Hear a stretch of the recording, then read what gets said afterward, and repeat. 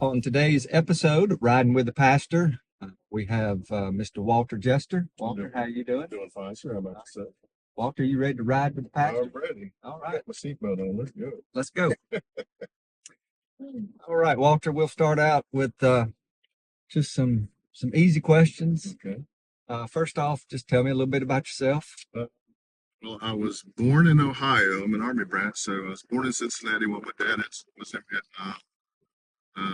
Eventually, see, we moved to California, then Japan. So went back and forth between California and Okinawa, Japan, until I was 11, and we moved to Fort Rucker in '76. So uh, Okay. school at Fort Rucker Elementary, started going to school in Ozark, ended up going through, graduated at Carroll High School, and basically went on to a couple attempts at college, and eventually got a degree in nursing. Started working as a nurse. All right. Carroll High School class of 83. 83. Yes. So tell me about your family. Well, I'm married to Delana. We have two kids, son Toby. He's 31, and the daughter Victoria, she's 22.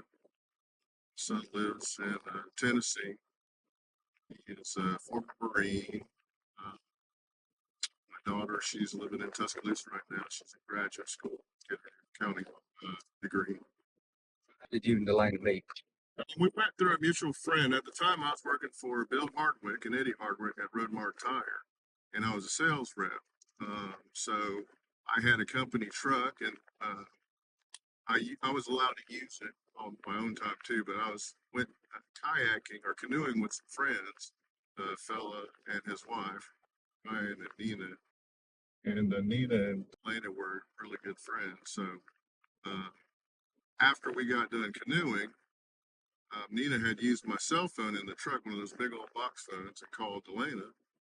And so after she called her and hung up and I dropped them off, I decided to call her again. And I called her and started talking to her. And she's like, "Who is that?" I said, "You remember I met you over at so-and-so's house one night?" Because I had run into her before. And we just chatted a little bit.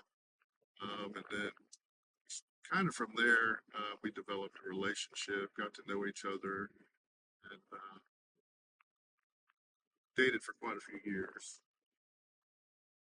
Chubby was like a year and a half. He was turning 2, so we just kind of dated because with that, with the baby and everything, like jump into anything.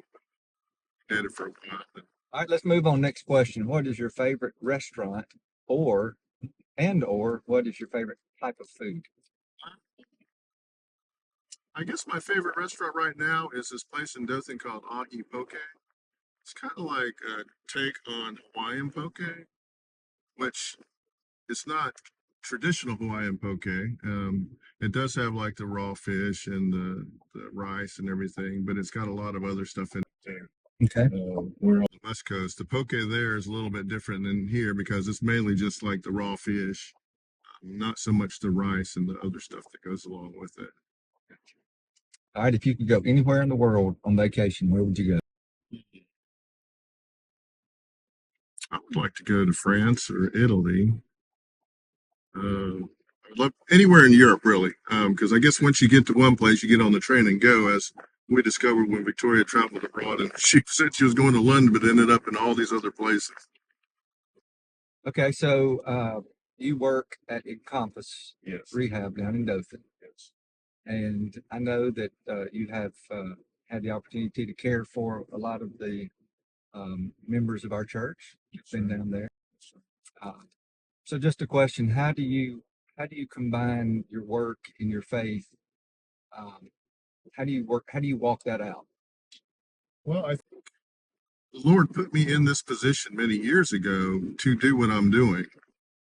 Even though I complain about my job sometimes, working in the health field is difficult these days, but I think He put me in the position to, be there for people, to try to be more like Jesus and show His love towards others, because there's situations where people are in the worst time of their life. And it's a lot more difficult when you do know somebody because they're like family, especially if you go to church with somebody there. They're like your brother or sister in Christ, and you want to make sure everything goes well. So I feel like it's my responsibility to take care of things. But I think, spiritually, I'm in prayer for them. I have a prayer list in my office, and I keep everybody's name on there, and so I'm in prayer with them. And if anybody does need prayer, I try to be there for them, because sometimes people that aren't in church, they're the ones that ask for prayer. So the people that are going to church, it seems, because they're not used to somebody that prays for them. It's kind of like when I became a Christian, there weren't many people that said they were praying for me. And when I say that, I think they appreciate it. And I do love taking care of our church family, to do everything I can just to kind of watch out, because I know how it is in the hospital. It's kind of scary, and I want to kind of guide folks through the whole ordeal. So you mentioned uh, earlier that you lived in Japan. Yes. Okay. And so you have a unique experience where you've kind of had your foot in two different cultures. Yes, sir. Right? And so my question is, what is it about the Japanese culture do you think would be beneficial for us to adopt in American culture? I think one of the things is, they're totally into country as number one. Religion wise, their majority of the country is Buddhist, but when it comes to loving their country, they believe their country. They'll do anything for their country. It's out of just what they're supposed to do. It's like when you go to Japan, everything there is a little bit more ordered and organized. You'll never see a shopping cart that's not in a shopping cart. Uh, you'll never see trash on the ground. The kids in school, they learn to do what the people in the kitchen do. They learn to do what the janitor does because they cook and they clean. They learn how to do that to feed each other. So they learn from a young age to take care of each other and take care of the country. I think that's one of the biggest things. All right, next question. You've been in the 829 band for several years now. Yes. What is it you love about being a part of worship, leading in worship? I think the biggest thing for me is the fellowship we have together. Um, we get to worship. I mean, I feel bad because it's something that I hold on to, because I get to worship on Wednesday, practicing with them. We get to worship prior to having you bring in the sermon to us.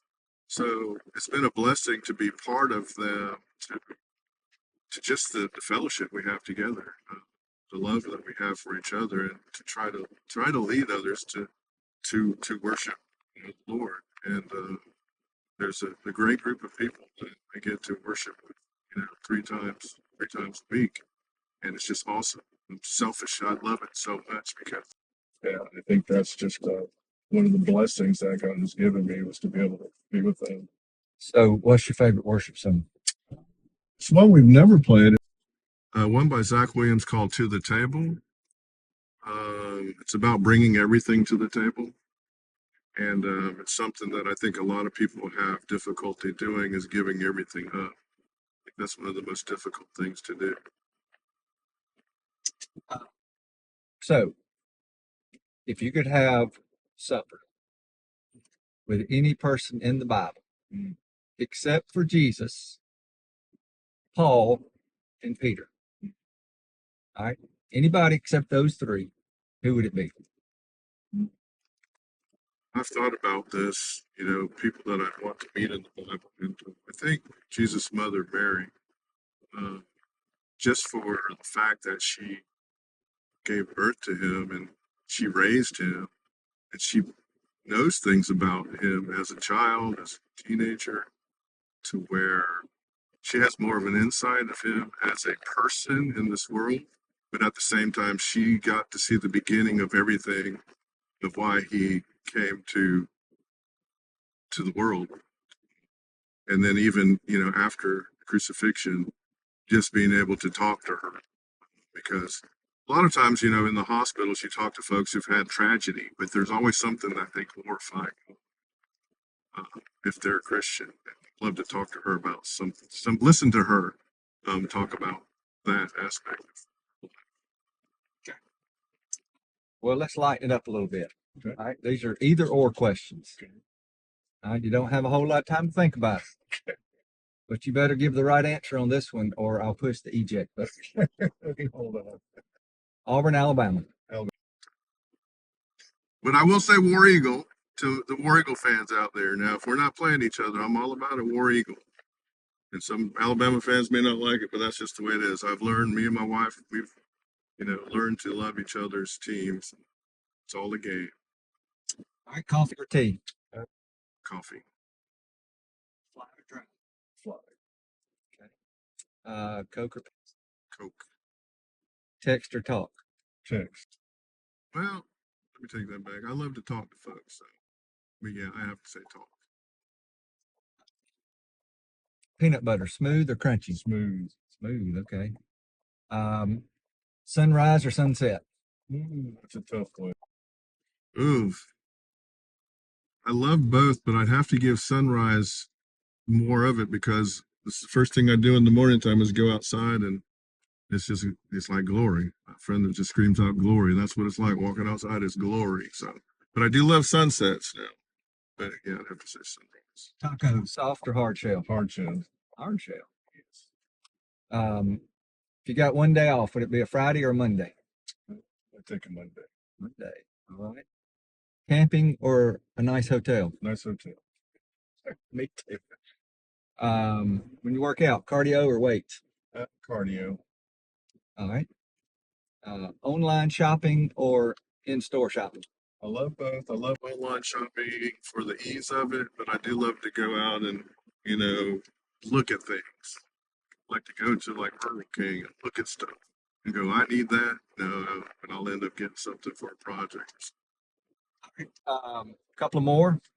Roller coaster or Ferris wheel? Used to be roller coaster, but the older I've gotten, it's going to have to be Ferris wheel. Would you rather lick a frog or hug a snake? I'll take the snake. Snake? As long as it's not poisonous, I'm good with it. But I'm not licking a frog. All right. No. No way. No, sir. Not If he's hugging a cooking, snake. I'll eat his legs. But I will not cook him up. Well, all right, last one. Would you rather sneeze confetti or hiccup bubbles?